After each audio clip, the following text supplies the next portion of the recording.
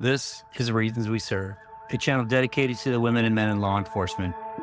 This is episode 81, a three-part episode featuring Ralph Friedman, the most decorated New York Police Department detective of all time. Detective Friedman grew up in the 1950s and 1960s in the Bronx, a neighborhood mainly consisting of Jewish, Italian, and Irish residents, which he described as sheltered from the outside world. As a child, Detective Friedman had a few interactions with the police, but none of them had a significant impact on him. During a casual conversation in high school, some of his friends mentioned that they would be taking the police entrance exam. He decided to join them on the morning of the test and ended up taking the exam himself. This marked the beginning of his journey in law enforcement. Detective Friedman began his law enforcement career in the NYPD in 1968 as a fingerprint technician.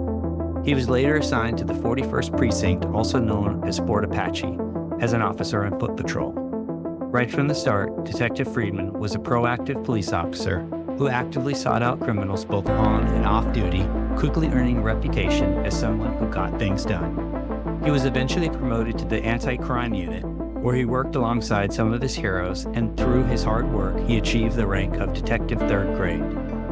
Throughout this three-part episode, Detective Friedman shares insights into his career and provides a glimpse of what it was like working in New York City during the 1970s and 1980s. While serving as an officer and detective for the NYPD, Friedman made 2,000 arrests, including 100 off-duty arrests, and provided assistance in 6,000 cases. He was involved in 15 shootings, resulting in the deaths of 4 suspects. Unfortunately, Detective Friedman's career was cut short after just 14 years due to a severe on-duty car accident, which led to his medical retirement as a second-grade detective. It's safe to say that Friedman accomplished more in his 14-year career than most officers do in twice that time. He served during one of New York's most challenging periods, marked by fiscal crisis, political disillusionment, an out-of-control welfare system, and escalating crime and drug use. With his unwavering determination and commitment to putting criminals behind bars, Detective Friedman stands as the most decorated detective in the history of the NYPD. Detective Friedman has been the subject of numerous articles and interviews. He is the co-author of the book Street Warrior, NYPD's Most Decorated Detective, and the Era That Created Him, based on his career. There is a 2017 television series currently available on Amazon Prime called Street Justice: The Bronx, that was also based on his career. Friedman was also featured in the movie Tattoo with Bruce Dern, and he was the technical advisor to the prequel movie for The Sopranos called The Many Saints of Newark. Okay, can you introduce yourself for me, please? My name is Ralph Friedman. I'm a retired New York City police detective, and I've been retired for 41 years. Okay, Ralph, so for the audience that just had an introduction to you that I typically don't do for these type of interviews, I think they have a general idea who you are, but let me just start from the beginning. You are the most decorated NYPD detective of all time at this point. Let's start. I'm going to show a picture of your badge and I don't even know what to call them, the rack. Well, on the job, they call it the rack. Okay. In civilians, we call it the medals. Okay. There's different grades of medals, and there's certain ones that are awarded multiple times. Okay. I have 219 police awards from the police department, and I've been decorated over 40 times outside the police department. Okay. Let me just throw this and in. Just to throw it in, Yeah, also, go ahead. That's all in 14 years. My career was cut short by a line of duty accident. And that was what I was going to bring up, which is I don't think I'm going to say record will ever be duplicated, because I think there's a couple things that were happening. First of all, when you were with NYPD, what were the years? 1970 to 1984. Now, a lot of people from other interviews, I've had people made comments on section that sometimes I say 16 years, but it's 14 years of active duty. 2 years I was a trainee. So I started with the NYPD in 1968, but I was working indoors because I was too young.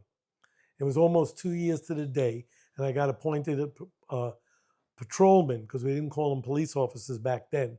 and we were patrolmen, and I started in February of 1970. Okay. And when did you get hurt? When were you kind of dying? August 1st of 1983. Okay. But I was carried on the books because I was in the hospital, and my official retirement date was January 30th of 1984. Okay. So I Okay. really did less than 14 years of active duty. Yeah, and so I just think the amount of rest, the amount of wards, everything that you did would just be never be duplicated because you were working in the 41st precinct, the Fort Apache, and Yes. crime was just rampant. It was the busiest station house in the United States. It was uh, worldwide known as Fort Apache. There were movies about it, books about it. It was a very violent area in a very violent time. Yeah. Okay, so tell me a little bit about, because I think it's interesting because I always ask this question to everybody I interview, which is how ultimately how you got involved in law enforcement, and we're going to get there. But tell me a little bit about your family life. Well, it was a typical American family. I grew up in the Kingsbridge area of the Bronx, Kingsbridge in the Concourse. I went to local high school, junior high, high school, and and I went to Clinton High School, which was local too. And I was an average student, didn't excel in school. I played sports. I was on the junior high school baseball team, and in high school, I was on a football team in the league. I worked in the neighborhood stores, had some fist fights in the neighborhood, was brought in a couple of times by police, for fighting, fist fights, and you'd get a JD card, juvenile delinquent. Mm-hmm. But it was nothing really back then. I used to tell them, I'm on the list, because at that time I was on the list already. But it was a very Jewish, Italian, Irish neighborhood. And that was my upbringing for the first 20 years of my life. And tell me a little bit about your mom. My mother was a stay-home mom who later became a school aide. And my father was a hotel manager in Manhattan. He managed the San Carlos Hotel on 50th Street between 3rd and Lex. Can you tell me about the story about your dad and the knife in World War II? My father was in the Army. He served in the United States Army, and he saw combat. And at one point during the war, he got shot in the calf. And he used to carry a knife in his boot that he had made from Wilkinson Sword Blade, which was famous shaving company back then and a knife company. And he had it made, it had his name in it, and he carried it in his boot. And when he got shot in the fleshy part of his calf, he was more scared of American doctors than the enemy, and because they were cutting off legs and arms and sending them home. So he dug out the bullet with his knife and never even reported it because he didn't want to have his leg cut off and sent home. So he just continued fighting. He always had this nasty leg scar that bothered him most of his life, but not to the point that he was a cripple or anything, but he had poor circulation. But I kept that knife when he died in 1970, and I have it framed in my house.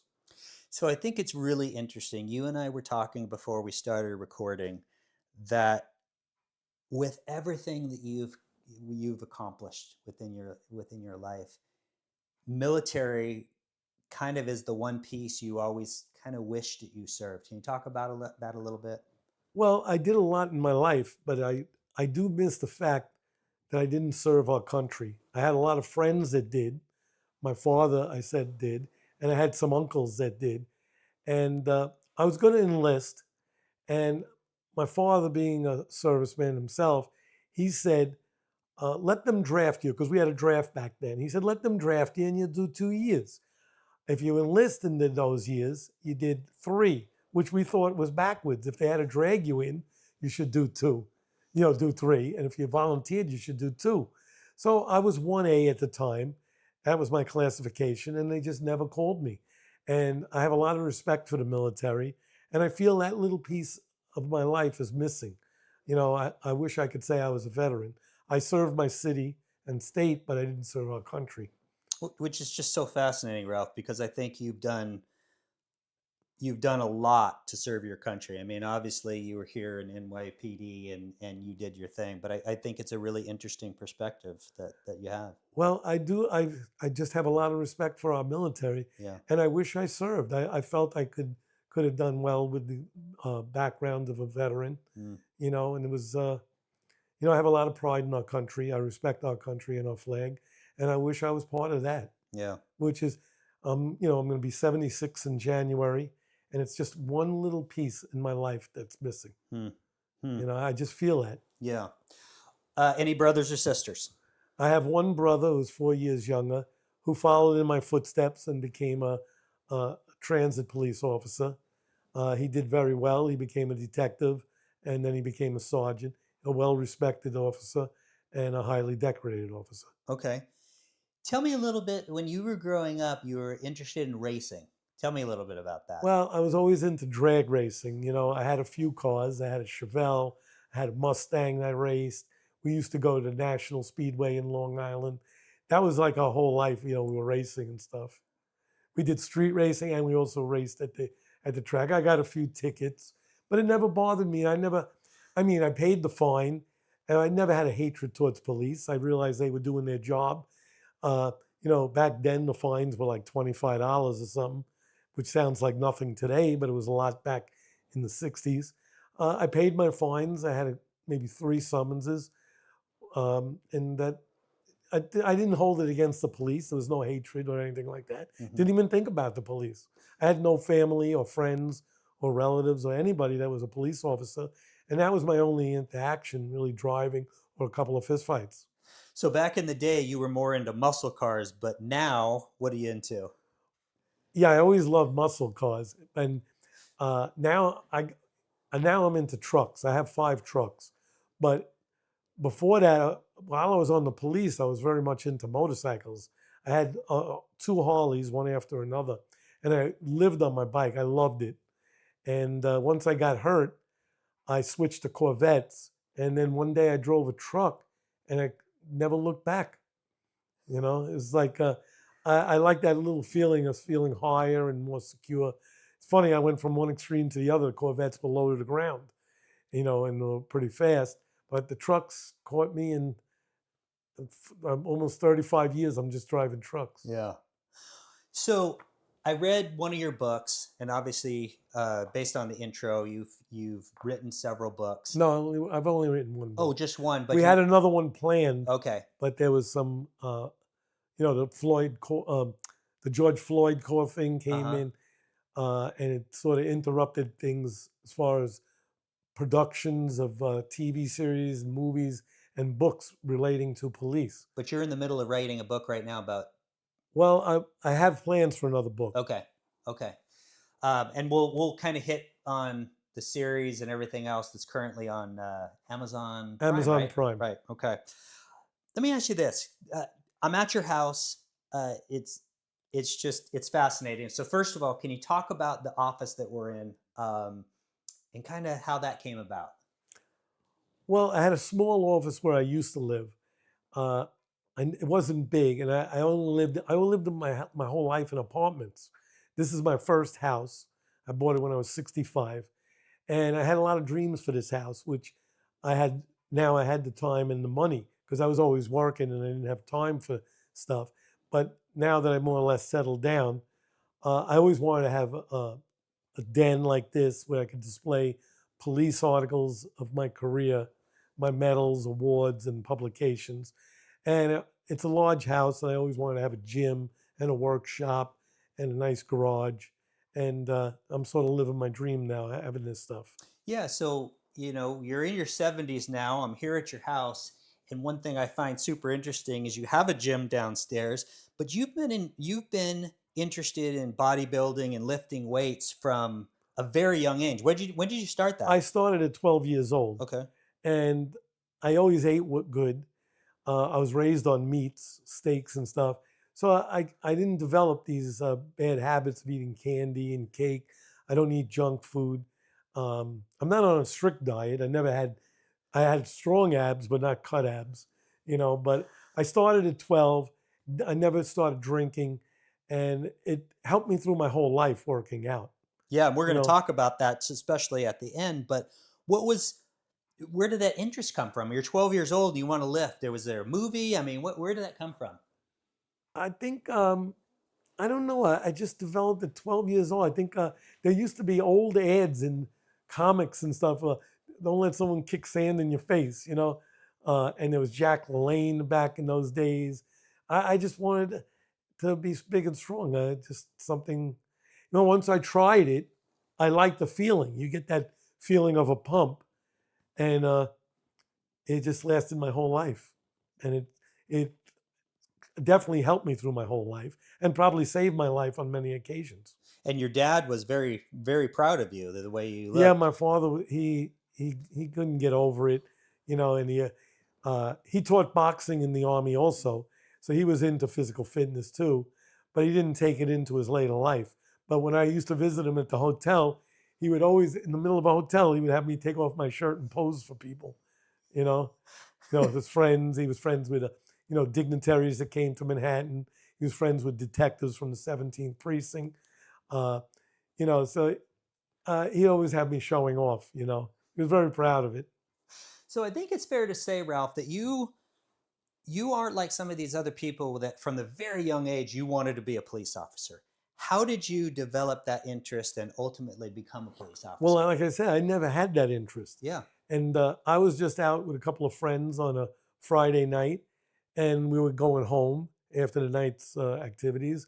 And I said, "What are you doing tomorrow?" And the two of them said they were taking the police test. And I was shocked. I didn't expect that. And those years, it was a walk-in test. So you didn't have to prior register or anything. And I said to them, casualty. I was shocked that they said it. I just said, knock on my door. If I wake up, I'll go with you. And they were giving the test in the high school that I graduated, Clinton. So I had a good job at the time. I was moving furniture, making great money at the time, $4.50 an hour versus everybody making $1.15 an hour. And I got up, I went with them, and then I took the test. And then I started to think about it. I said, maybe this could be a great career without college, because I didn't want to go to college. But your And parents wanted you to go to oh, they college. wanted me to go to college real bad. My father tried to bribe me because he couldn't afford it, but he was going to, get a loan and get me a Pontiac GTO, which I always wanted because he knew I was into cars and stuff. And I still couldn't do it. I wanted to get out on my own and work. I don't know. It was just something I wanted. I didn't really care for school. I was a real average student. I'd say I was like a 70 to 75% student. I always passed, but it just wasn't my thing. I wanted to get out in the world and earn my own living. So you take the test. How does it progress? Well, I did very well on the test, and they called me very quickly. They called me, I was 19 years old, and I was too young. You had to be, at that time, you had to be 21 years old to be an officer. So they called me, and I got hired as a police trainee, which means you have no gun and shield, no authority, but you work indoors doing police type of work that would be done indoors, like taking reports, filing, answering the telephone switchboard. And specifically, I was hired as a fingerprint technician because in those years, uh, they required people all of a sudden to register their long arms, rifles and shotguns. And it's hard to believe in this day and age, but people were coming in voluntarily all day long to register their weapons in New York City.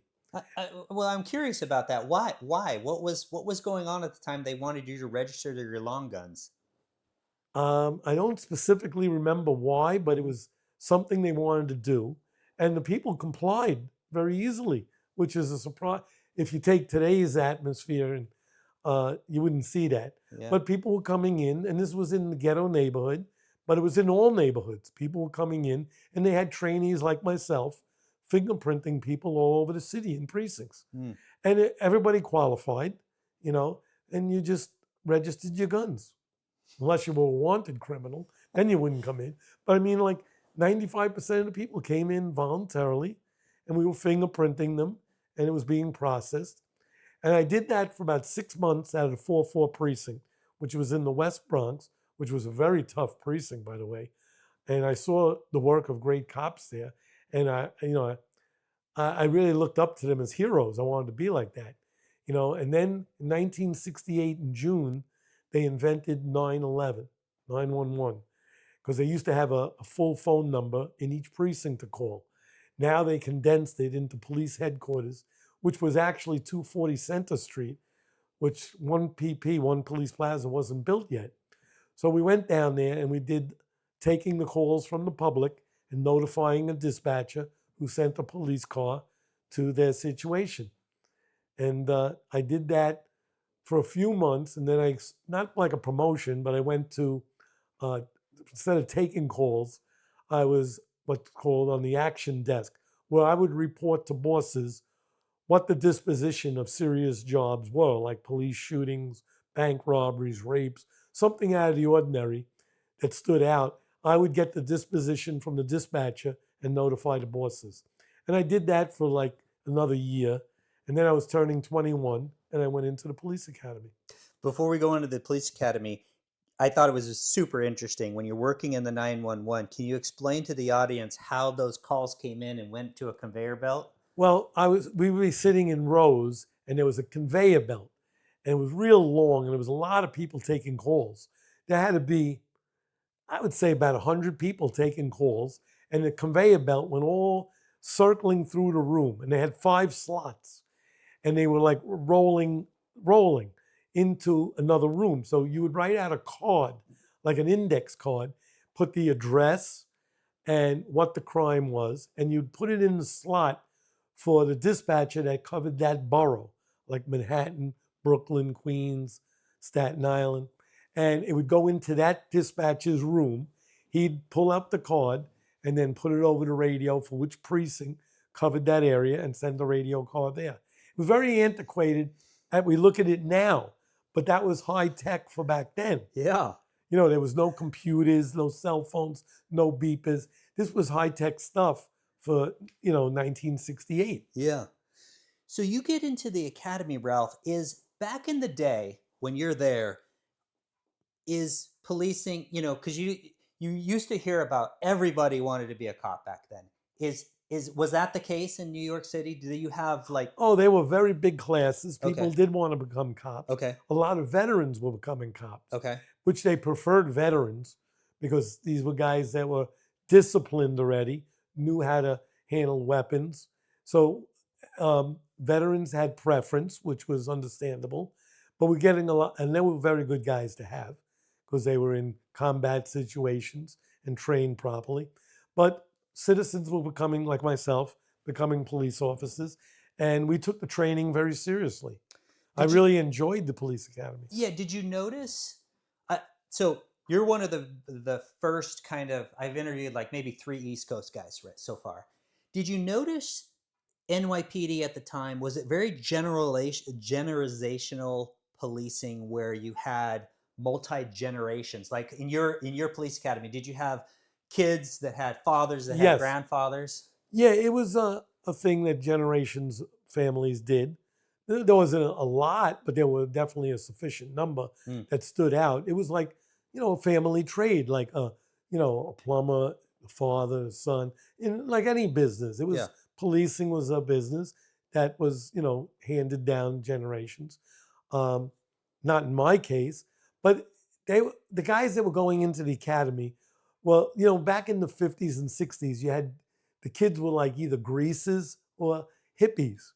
And it was the greasers that went into the guys that lifted weights, the guys that raced cars, the street kids. They were the ones that were becoming cops because it was the beatniks or the hippies that were protesting the wars, disrespecting veterans at the time and military. And that's how it was, So, you were getting in with guys that were your own type. Yeah. You know what they say, like birds of a feather flock together. So you were meeting guys that, you raced with or had the same interests that you. Yeah. So tell me a little bit about the academy. What did you guys do back in the day? What year is this when you're going through the academy? 1970. Okay, so what are you focused on? Are you doing firearms? Are you doing physical fitness? What's the academy like back then? Well, the academy was 8 hours. You did 3 hours of classroom, then you had an hour for lunch, and then you did 4 hours physical training. Now, physical training, well, let's get back to the classroom. The classroom covered your laws, and you had state laws, you had federal laws, you had city laws. Obviously, they concentrated mostly on the state laws and the city laws. And you'd also get, training in, uh, firearms training, the use of deadly physical force, which you also got on the physical side too when you used your weapon for training. But they would go into this very deeply because it was a very important part of policing. As much as people thought it was the Wild West and all the shootings that were going on, one thing the police department, I could talk for the New York City Police Department, was they took guns safety and gun firing very seriously. That's a big responsibility that people don't understand, that even when you're off duty, you're always responsible for your weapon. It's a very big part of your life and a responsibility that's 24 hours a day as far as safeguarding it, because you never want it to fall into the wrong hands or a kid's hands, or accidents could happen, and they always want to avoid that. So they're drilling that into your head in the physical and the classroom training. So we did classroom training for 3 hours, then we'd go into the physical fitness. And physical fitness covered a large area. You took physical training to be in shape, did a lot of running, a lot of duck walking if you got punished. If you know what that is, you definitely know what a punishment that is, right? And then we took, boxing. We had full contact boxing. Today, I don't think they do that from what I hear. But we did, if you didn't do full contact, you'd have to fight the instructor. And you didn't want to do that, right? And we also took tactics, how to cuff a prisoner. We took nightstick training, which is a very technical type of training, how to use a nightstick. People think they know how to use a nightstick. It doesn't sound like you're holding a stick in your hand. It's nothing like that. It is a technical weapon. And funny thing, just to get off subject a second, I did some work for technical advising on the Sopranos movie called The Many Saints in Newark. And one of my duties there was to train 48 actors on how to use a nightstick, because they had to stand in front of a precinct right a few minutes prior to a riot. And I took them into this lot, and 48 guys, and you cannot imagine how 48 different guys could do things wrong with a nightstick. And it was very interesting. But just to get off subject, Yeah. to mention that. But a nightstick was a very good tool, which they took away in the last few years, maybe the last 10 years. I don't see cops walking around with nightsticks. And it was a very good tool of the trade. Yeah. And we also had training in all these physical aspects of cuffing and fighting and nightstick. And we didn't have mace back then. There was no tasers and all these technical weapons. This is all much later. We had a nightstick, a gun, and handcuffs.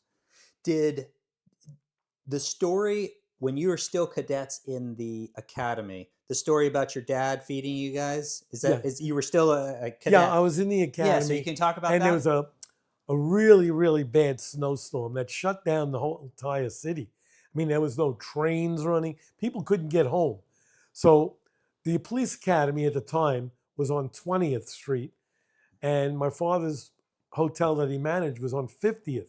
So I took me and about 6 guys that I was friendly with. We walked through the snow to my father's hotel, and he fed us and put us up. And the guys were really impressed. And we were a little nervous because we were being drilled at the time about corruption and stuff. And, they get a free meal. And my father said, listen, don't worry about that. Our father could buy his son and friends dinner, But we were in the academy, and it's getting drilled into our head because corruption was a big thing at the time. The city was going through a thing called the Knapp Commission. Knapp was a judge that was appointed by the mayor at the time to root out police corruption that was embedded in the police department going back to the 20s. So I was coming on during this time when corruption was being rooted out. And, it was sort of funny. My father wanted to buy me dinner, and guys were nervous. Yeah. You know. Did Did your parents ever get over the fact? I mean, were they happy once you became a police officer versus not going to college? Well, they sort of knew that was what the way I was going. That was the life I was going to follow, Hmm. and they sort of accepted it.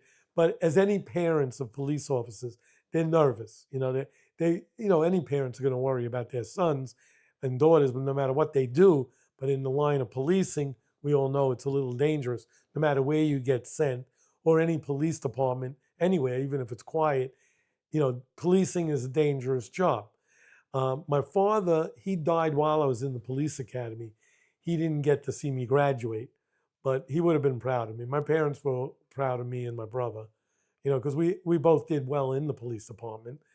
But, parents are going to worry about you, Yeah. no matter what. Yeah. You're always going to be their babies, It's just how it is. So you get done with the academy. Explain to me how it works.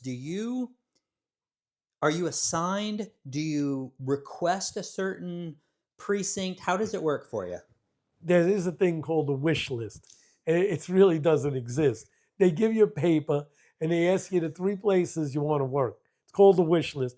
You never get what you put down, right? And then the last day when you're graduating, there's a poster board, like in a school, and they put down where you're assigned. And you go up to the board, you search for your name, and you see where you're going.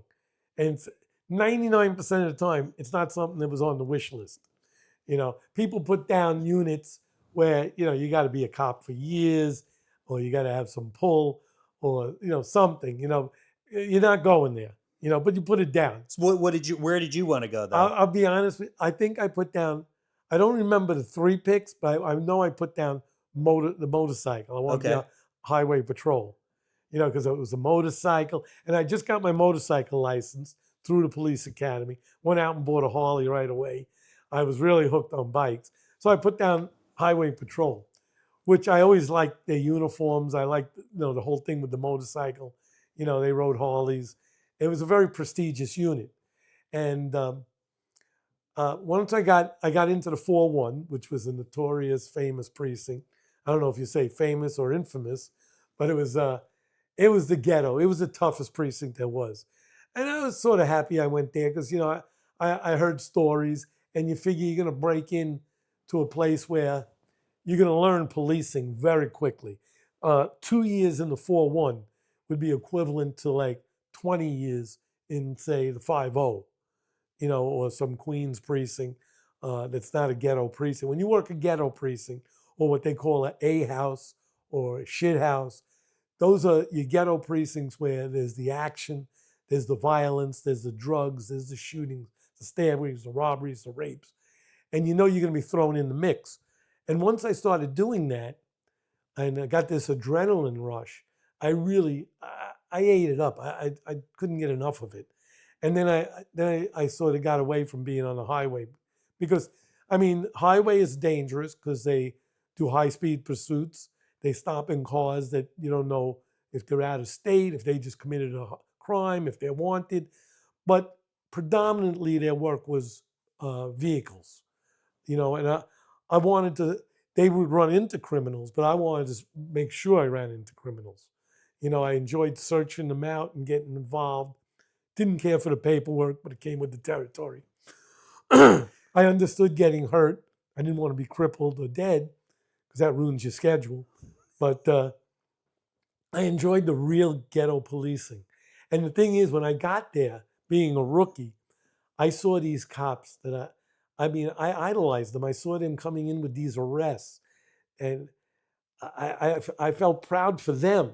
And I wanted to be like them. I was a rookie. And just over the years of me trying to be like them, I wound up working with some of them. And that was the highlight of my life, of getting to that point, to being one of them and working with them. Some of them that I idolized, I became their partners later on, years later. It was, I loved my job. I loved my job. I loved what I was doing. I loved the guys I worked with. I worked with outstanding guys in outstanding units. And the best police partner I had was this guy named Lester Rudnick. And me and him, we just hit it off right away. We hung out on duty, off duty. We worked out together. and we were making collars, and we were having a blast, And then later on, it came to the point where they said, a rule came out in the Bronx, the head of the Bronx, the chief, said, I don't want two bodybuilders working out, being partners, because I guess too many criminals were getting, say, injured. I mean, I guess a lot of necessary force was being used to effect arrest. So was that rule because of you two? Because of us, too. Oh my gosh. They didn't want two bodybuilders working out. And then I went on to become a detective, and my best partner there, I started out with an older partner, and he taught me the ropes, and he was great. But then I got moved on because he moved on to another unit after a couple of years, and I worked a few years with this guy, Timmy Kennedy, who was my best detective partner. Les Rudnick was my best police partner, and Timmy Kennedy was my best detective partner. And we're still friends to this day. I mean, we talk, and this is like for 44 years now, since we're partners and since I'm retired 41, we still talk 2 or 3 times every single day. And he lives in Florida, I live in the Northeast, and he comes up here. He's coming up in 2 weeks to visit, stay over, and we're doing an event together. But the camaraderie that we had back then, even the 4-1 was the tightest camaraderie there was. When you work in the ghetto precinct, it's like, I guess, equivalent to the military as being together with your partner in a war zone or in firefights and stuff. But we had this camaraderie that's incredible.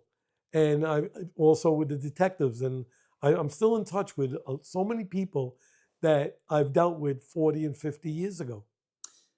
A side note here. Is Tim the one you get in the fight with? Yes. Yep, we had some knockdown brawl. Can you tell that People story? don't even believe. Well, we were both bodybuilders, and he was always, when you're very good friends with somebody, right? You rag on them, you tease them, you break their balls, and we always broke each other's balls, whose arms were bigger or stronger, It was never a question mine were, but we would always argue. And one day I wasn't in a good mood, and he came up behind me. I was typing an arrest or something, or a DD5, which is a follow-up report on an investigation. He came up and grabbed me from behind. He grabbed my arm, and I just wasn't in the mood for it. And he grabbed my arm. He said, "I don't mean so hard." And I just turned around with the typewriter and Underwood and smashed him in the chest with it. And that was it. That was like striking the match. It was a knockdown brawl. Not only did we fight in the detective squad room, it wound up going out into the hallway. We fell down a flight of stairs fighting into the public area of the desk, and nobody would interfere because they all knew us. And we started fighting into the parking lot of the police station. This went on for like 20, 25 minutes, maybe a half hour. It was ridiculous. We were both like having heart attacks here, We couldn't breathe. We're still, and then he even stuck me. They had, back then the cars had like emblems, and not in the grill, but coming up out of the hood. And he threw me on the hood. I got stabbed in the back with this thing, right? And then we still kept fighting. We were hardly, the fight, it was ridiculous. The punches weren't meaning anything. We were both like totally exhausted. We couldn't breathe. And then what stopped the fight is he ripped off or fell off a watch that I was wearing. That was my father's watch. And that was it. I said, "Stop, my father's watch." And we just stopped fighting. But we were best friends later, and we were partners for years. The most unbelievable part of that story to me is nobody steps in. Nobody would Nobody step in. wants to break you up. It's hard to nothing. believe, and people don't believe it. But people that were there know what happened. It was talked about probably still to this day. And this happened probably around 1980. 1980, about 1980. And it's still talked to about this day, probably, 45 years later. But people that were there know how long that went on. Because fights last 3, 4, 5 minutes, that's a long time. Yeah. This was like 25 minutes. It was just nuts. Because it was actually in 4 areas. It was in the detective squad, then down the steps, then into the front desk area, then out into the parking lot. It was But we had that kind of respect for each other. Yeah. And we both just had to let out some steam. So if we did that to each other, you can imagine what perpetrators went through that tried to disrespect us or fight us. Oh, yeah. I mean, that would just be a preview. Yeah. You know? So paint a picture for me, Ralph. You start off in the 4-1. Is it just crazy? What kind of crimes are going on? Is it just like you're walking out to the precinct and you're like, okay, we're here. You just start lining them up. How is it back then? It was crazy. I grew up, like I said, on the Kingsbridge Concourse area, and I went to schools in that area. I grew up, it was predominantly, all I saw was, I grew up with Irish, Italian, and Jewish. That was it. Now, I go a couple of miles over, I get assigned to the 41st Precinct, which is the toughest of them all, right? And we're working in the ghetto where there's no regard for human life with these perpetrators. Drugs are rampant. The buildings are decaying. People are being robbed, raped, burglarized. Shootings everywhere, stabbings everywhere. I never saw so much blood, guts, and drugs and violence in my life. But I don't know how, but somehow my mind and body from the training or getting ready for this, the preparation, going back to the academy, we were always taught to overcome. If they're using their hands, you use your stick. If they're using a stick, you use your gun. We were taught to crush them. Like I said, corruption was out, but violence was in. There's a lot of, you see 4 20-year-old muscular guys beat up an 85-year-old woman. There has to be some street justice. That guy's going to resist arrest. This is not bragging or fight. Someone has to be taught something. There has to be respect. You can't have this. This is a jungle mentality. And I've came across cases, people read about police brutality and this bullshit.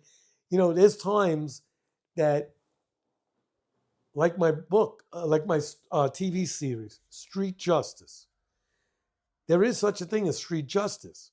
I mean, I've locked up guys that take cigarettes and burn a baby, an infant, 6-month-old, 20 times on their body. Do you think that guy shouldn't get a beating? And I say things which is very popular now. People say all lives matter, blue lives matter, black lives matter. I say in a lot of my speeches, all lives don't matter. And I believe in that. I don't believe that a guy that gets on a bus with a bomb strapped to him and blows up the bus with 50 people in it deserves to live. His life don't matter to me. A guy that burns an infant, which I've seen 3 times, doesn't deserve to live. I've seen a 6-month-old girl get raped by a 35-year-old man. You think that man deserves to live? There has to be street justice. These people don't see. People watch TV, see movies, it's clean. They don't see the underbelly of policing. And cops see that. Not just me, cops. It affects them. Some it don't affect too badly. I remember some of the things I've seen to this day, and it's terrible what humans could do to another human. And when you arrest them, you got to use necessary force. Yeah, I watched another podcast with you, Ralph, and I thought one of the most interesting statements that you said is violent criminals only understand violence. Yeah. That's true. Otherwise, they'll walk all over you. Today's policing, we'll say, and we know, is much different. Attitudes are different. People have a different attitude, and they don't realize they lost the concept of what policing and law enforcement is, and how cops, men and women, they should be thankful that men and women want to be cops, and that a cop would take a bullet for a stranger. They don't understand what police see and what they go through. They're all for this peace and love and understanding, and they don't get their feelings hurt. But let them see an infant get burned or their infant get burned. Let them see their infant get raped. People don't even believe this stuff. I didn't see the baby rape, but I was in the grand jury testifying on another case when the detectives were testifying on that. But I personally handled 3 infants that got burned on different incidents with cigarettes like 20 times. to see that, I've seen a girl raped by 50 guys. I mean, people can't understand this. They can't even imagine it. I've seen guys blow their own heads off. I've seen a guy with his arm cut off. His arm was hanging on by the skin, and he tells me he doesn't want medical attention. I've seen this. This is stuff I've witnessed with my own eyes. And the stuff that goes on right in your own city, and these people are sleeping at home peacefully because of law enforcement. Yeah, and I know this, I've thought about it, and you kind of reiterated it, which is people have no idea what cops see. They just don't They're home in their understand. bed sleeping. And you know what's funny? I'm very big on Facebook.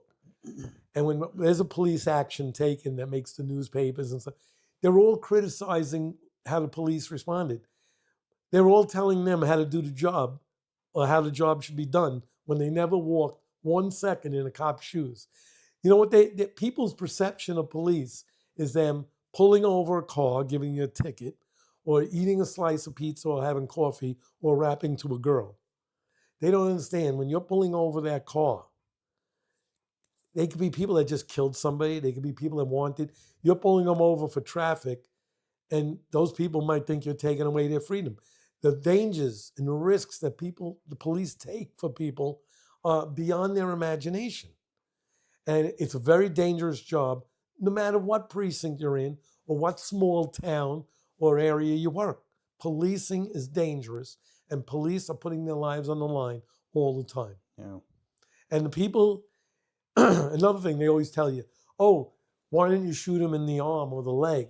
You know, that's what I call real police. That's REEL. That's TV police, movie police. REAL police, the real police, are taught to shoot at the center mass. You're never taught to kill somebody. You're taught to stop the threat.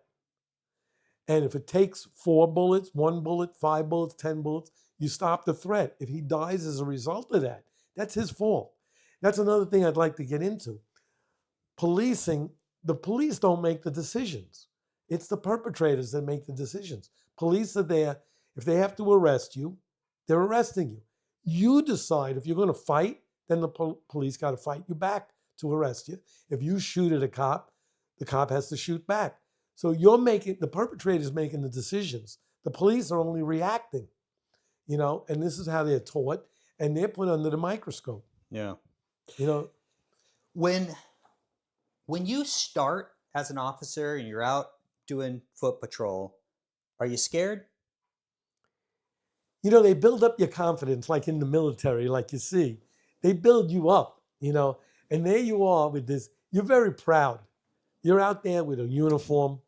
You represent the law of the land. You're in uniform, you got your shield, you got a gun and a nightstick, and you got your wits and what you were taught. I would say you're nervous. I wouldn't say you're scared. If you're scared, you're in the wrong business. Mm. I would say you're nervous. Of course, I get nervous just making a speech. They say public speaking is one of the most nervous-wracking things. But you're built up, and we didn't have partners. You go out there, you're alone. They give you a foot post, and it's so different than today. People got GPS on their phones. We didn't even have phones, no less GPS. But they tell you a post and where it is, and you've never been in this area. You spend the whole tour looking for your post. By the time you find it, it's time to walk back. But you're walking around and people see you and you're doing your job, because police in uniform is supposed to deter crime. Detectives basically solve crimes after the fact, and anti-crime or plain clothes, you're supposed to be there during the crime so you could testify and be a better witness than the civilian and hopefully put away a bad guy or a criminal for a long period of time. So I got into that anti-crime work, which I loved, because I could actually put a criminal away for a much longer time. Because if you depend on the civilian, they don't pay enough attention to the details because they are the victim and they never testified before, or they get scared, or they don't show up, or they get nervous. But if you testify all the time, you get the hang of it and you become what's called an expert witness. And you have a better chance of putting a real criminal away for a real specific amount of time. Back when you started, Did you start on foot patrol and then eventually get into patrol cars? Well, this is how it works. Okay. You start on foot. Okay. You'll always start on foot. And they give you the lowest of the stuff. But worse than foot patrol, when a radio car gets a DOA or a psycho, or I don't know if I'm allowed to say that today, now it's EDPs, but they changed the names of everything. But you get a psycho, the patrol car would get him to the hospital with the ambulance, but you got to sit in the hospital with him until he's evaluated by a psychiatrist, right? So that's the low part of the job. And then if the police find to get called to a DOA, a dead person, either by a victim of a crime or he died of natural causes, a person dies in their home, you got to sit with the body until the medical examiner shows up, right? And then they declare the body dead, and then they take the body to the morgue. But during that time, the radio car goes back on patrol, and the lowly rookie or probationary officer sits with the dead body in the home or with a psycho in the hospital. So you do that first, and otherwise you're walking around. And then you get to fill in. You're a fill-in. Like if a team is working and one guy's out sick or goes on vacation or hurt in the line of duty and is out on an injury, then you fill in on a sector. So you ride with one of the guys who has it. And then you graduate to hooking up with a guy. Maybe his partner retires or gets transferred, and then you get into a radio car. And then the progression from there, if you want, you could take civil service tests and become a sergeant, and then you become a lieutenant and captain. That's called working your way up through the civil service ranks. I didn't do that route. I took the route of becoming plainclothes, which is anti-crime, and then I made my way to detective. And in detective, there's 3 grades of detective. Most prestigious is detective first grade. So I became a detective third grade. Then I actually just hung on to that because in 1975, I made detective in 5 years, which back then, today it's normal. Back then it was very, very rare. Today, guys retire with 20 years. That's it. Very rare does anybody go past 20 years. Back then, they used to even tease you, say you're just a rookie for the first 20 years. Because guys stayed on 35, 40 years was very, very common. You became a cop, that was your life. Today, being a cop is a stepping stone. Guys move on after 20 years. And 20 years in a life of 80 years is, only 25% of your life. Guys do very well in policing, the pay is better. And they move on to high-paid security jobs or find other fields or line of businesses that they excel in and do well. And that's just a 20-year gig. So they used to tease us, you're a rookie for 20 years. And guys stayed on a long time. So it was a lifestyle. But can you finish up on the grades, right? So you're yeah. So I was a third grader. Yeah. And I made it in 5 years, which was unheard of then. And that was 1975. And in 1975, there was a fiscal crisis in New York, and they were going to lay everybody off. And if you had 5 years or less, you were out of work. They were laying you, first time that civil service wasn't a secure job. Because that was one of the perks of civil service, that it was secure. Mm-hmm. And they were laying guys off, and I got notified that I was going to be laid off. So I told them I have 7 years, because I had 2 years as a trainee. But there was no computers. There were no computers. They couldn't check stuff. They knew you were on the police payroll for 5 years. They didn't know if you existed before that. Which was very rare, I saved my paperwork. I saved my pay stubs. So I had to go down to employee relations, which is a unit of the police department that was handling this. And I showed them my pay stubs. I had 2 years. It saved my job. Wow. So I got promoted to detective, and then there was a job freeze, basically for like 7 years, till 1982, because of the fiscal crisis that New York City was in. So as soon as it really opened up in 82, I got promoted again to detective second grade. And then in 1983, I was told in the beginning of the year that I was getting first grade. And let me tell you, back then, this was before there was what called big thing in the city was the merge. That was when transit police, housing police became New York City police. So it was called the big merge of 95. So this was way before then. And first grade is in the city. There was only 115 Out of how many? out of thousands of detectives. Yeah, so and it's there was rare. only 230 second graders, which I was one of. Wow.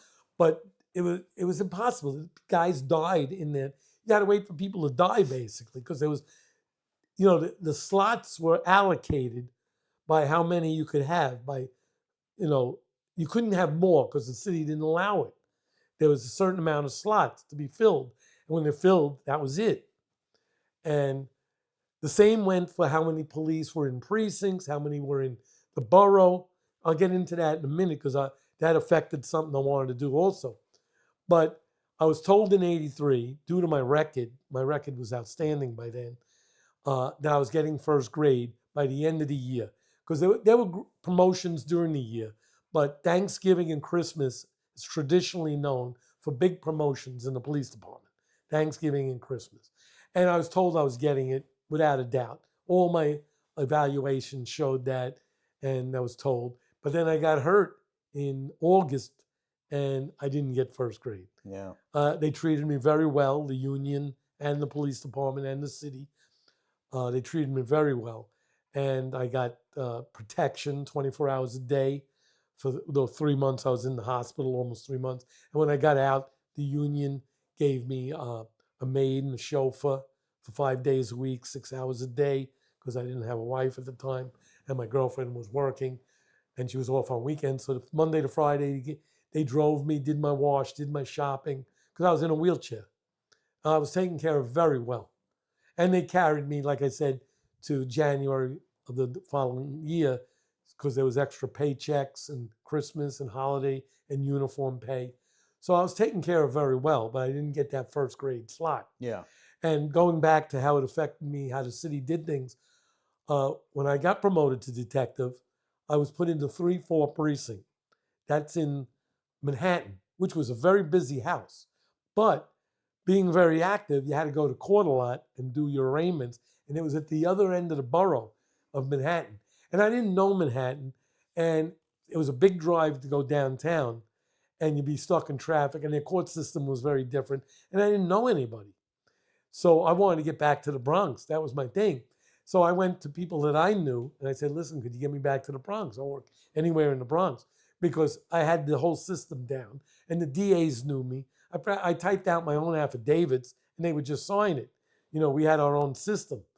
So, and that system effectively let me make multiple arrests in one tour because I could breeze through the system and get back on the street and make more arrests. I've already made 3 individual gun collars in one night, going make a collar, go to court, go back, make a collar, go back, make a collar. But he told me the numbers were slated as they were, they're locked in place. He says, if you got a mutual, I could get you back to the Bronx. And a mutual means that you found a detective that wanted to go to Manhattan so I could go to the Bronx and the numbers would be the same. So what I did on my own time, I did 2 shifts in Manhattan. And then I went into a CIC school, which is required of every detective, which is criminal investigation course. And that's a 2-week course that you take, and it gives you training on the basics of what you had to do as a detective. So while I was in the school, every time I got out of school, I'd go to every Bronx precinct and post it up that I wanted a mutual from any Bronx precinct. I did it to every precinct. I think there's 11 precincts in the Bronx. I'd post it up and see if anyone wanted to go to 3-4, right? But I did that every day because guys have a tendency to take it down, to show it to someone else, or the boss would clear the board. You had to make sure it was up there. So now every day I get out of school, I had to go to every precinct and post this up again. I'd Xerox it and post it up. And then someone picked it up that they wanted to go to 3-4 because their travel was easy for them. They lived in Rockland or something. It was a straight ride down. And I wound up being assigned to the Bronx Detectives working out of the 5-2 squad. Wow. And that's how I got back to the Bronx. So I really did 2 shifts in Manhattan. and the rest I did in CIC school, and then I got back to the Bronx. Wow. But the numbers were locked in place. If they said, I don't know what they were, but let's say there had to be 500 detectives in that area, they wouldn't let it go to 499, no matter what. You had to get someone to fill that slot so you can move on. Interesting. Okay, so the being on the low man on the totem pole, can you talk about getting the naked guy? I mean, that was when I was a rookie. Yeah, yeah. Well, that was my first shift coming out of the precinct. I walked down the block. Now, I'm one block away from the precinct and by myself. And you got to understand there's 425 guys assigned to the 41st precinct. Plus, on the third floor, there was 200 TPF officers assigned. That's Tactical Patrol Force. And they were, real tough guys, had to be 6 foot. They would go into, if there was a problem, they put 20 of them on the corner, they'd bust them in, and they would take care of the problems. So anyway, they were coming in when I'm just coming out. I started at 4. They would do in at 6. So they're coming in like 5. I'm in the roll call and stuff. I head down, and guys are starting to come in. And I see this big crowd. I wade myself into it, and there's a guy drunk out of his mind, dancing absolutely nude. Now, I know he's breaking the law, but he's also a psycho. But I cuff him up, and I bring him to the precinct because it ain't that far. I figure I'd call an ambulance if I psycho him or arrest him. There was no clothes anywhere. So I'm walking with a guy naked, and the guys are coming in, TPF guys, and they're all breaking my balls. Oh, the pool is that way. Or one guy, you took frisking or strip searching a little too far there, officer. I mean, everyone's breaking my chops, But we wound up psychoing the guy, meaning an ambulance takes him away and he gets evaluated. How did as a brand new officer though, how do you deal with, you just walk up to this situation, how do you in your mind processing, how am I going to deal with this guy? Well, you try to diffuse him into the situation. And the first thing you're going to do, you cuff him. And then you take him away. You know what I mean? You don't, like I see today, officers don't know what they should do because they're scared of today they're being filmed. Yeah. Everyone's being filmed. So you see situations today, if you see them on the news, which you'll see all the time, there's like 20, 30 officers are showing up and they're waiting for sergeants and the sergeants are waiting for lieutenant. And that's making the situation grow when you should be diffusing.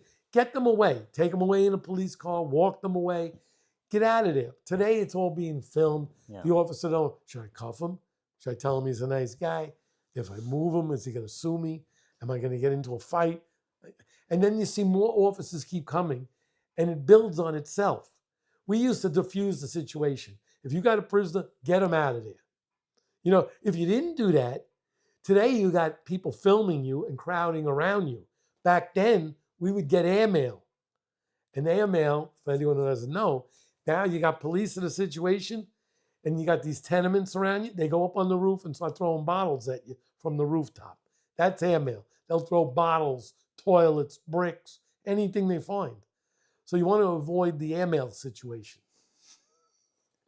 So that's how we would diffuse things, by taking them off the scene. Okay. So at some point you get into a patrol car, and I think this happens when you're a fill-in. I'm not sure. It was. Okay, so tell me about you getting the forthwith call. Okay, I was filling in.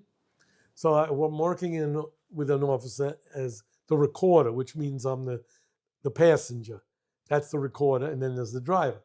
So we're driving around, and I'm a rookie, and that commission is going on. Officers are being locked up every day you see on TV. I was even dating a girl at the time. Her father was a second-grade detective, and he got locked up. This was the end of police corruption that was embedded in the police department for decades, and it was a very publicly known thing. So anyway, I'm driving, and I'm a passenger in the car. We're riding around, and we're stopping cars. And as the passenger, you do the backup, as a car stop, where you position yourself. And you position yourself on the passenger side of the car, of the victim, not the victim. You position yourself on the suspect's car in the back on the driver's side. So you could cover that area. And the the driver goes over and talks to the driver, and he asks for his license, registration. And we stop a few cars, and he comes back. He says, everything's okay. We get in the car, and we start driving, and this goes on a few times, right? Doesn't issue any summonses. But then we get a call, 10-2 forthwith. Now, I know what that means. 10-2 means report to the command. Forthwith means right away. I turn to him and say, what's that all about? Even though I know what the orders are. And he just looks me in the face and says, I think I'm getting locked up. And I'm like, what? So he starts driving towards the precinct. And while we're driving, he hands me this money. It was a few 5s and 10s. So I fold them up and I put them in my pocket, right? We get to the precinct and like my head is, I said, here I am, a rookie. I'm going to get arrested. I got evidence in my pocket. My head's spinning. We walk in and there's like a gauntlet of bosses. And right away they get around them and they say, give me your gun and shield. To him, he hands them the gun and shield. And they surround him in a position where he can't do nothing, like in case he tries to commit suicide or something. Like they're right on top of us. And all high-ranking bosses. You see all this brass, right? Eagles and stars and stuff. Scrambled eggs, they call them. And they take his gun and shield and they tell him, you're under arrest, officer. They look at me. They don't know I'm a rookie or nothing. They know I'm new or something, but they don't know if I'm like driving the police. I never drove the radio car yet. They tell, go back on patrol. So I go out, I drive away, and I drive far enough away where I'm nowhere near the precinct. I get out of the car, and I got this folded money in my car, because I never got out of the car yet, really. I didn't want to take it out of the precinct. I fold up this money real tight, and I put it in my wallet neatly. And I don't know what the hell to do with it, and it just stays there. And now, months go by, and I'm doing policing and everything, and this guy's arrested, he's put off the job. I see this guy, and he's working construction. And I see him, and I go over to him, and he's off the job already. He got like probation, whatever. The case is over, but now he's like super paranoid. And I say, hey, how you doing and everything? And I pull out the money that's sitting in my wallet all this time. It's like folded so tight, right? And I say, hey, this is yours, Oh, I don't know what that is. He backs up, with his hands up. I don't know, like I'm taping him or something like that. Like no one wants a part of him anymore anyway. And I'm just giving him the money. I don't want, so I'm walking away and I throw it there's some bums around or some construction guys warming up over like a barrel, and they're warming their hand. I just threw the money in the barrel and kept walking. Wow. And that was my whole story on the touch of corruption. And it was like a case of scared stiff, scared straight thing. So I never had anything to do with it. And you know what the good thing is? I worked with guys that were all straight, and I was in very pro-policing units, and they were all honest guys. So I didn't have to worry about that anymore. Yeah. I got into the 4-1 anti-crime. All the guys, even in uniform, the guys were all straight. And I was glad, because I didn't want no part of that.